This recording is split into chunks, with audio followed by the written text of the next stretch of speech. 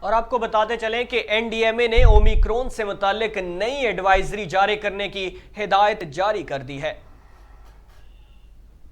Corona virus کے variant Omicron BF7 کے پھیلنے کے خدشات اور خطرات کے پیش نظر نیشنل ڈیزاسٹر مینجمنٹ اتھارٹی نے نیشنل انسٹی ٹیوٹ آف ہیلتھ کو تعلیمی اداروں، سماجی اجتماعات اور تقریبات کے لیے احتیاطی تدابیر جاری کرنے اور اس سلسلے میں ہفتہ وار میڈیا بریفنگ کرنے کی ہدایت جاری کر دی ہیں۔ اس سلسلے میں طور خم بارڈر پر پیدل چلنے والوں کی ویکسینیشن اور ان کی اسکریننگ ٹیسٹ روزانہ کی بنیاد پر شروع کر دیے گئے ہیں۔ یہ فیصلے چیئرمین NDMA لیفٹیننٹ جنرل انعام حیدر ملک کی زیر صدارت ہونے والے جائزہ اجلاس میں کیے گئے۔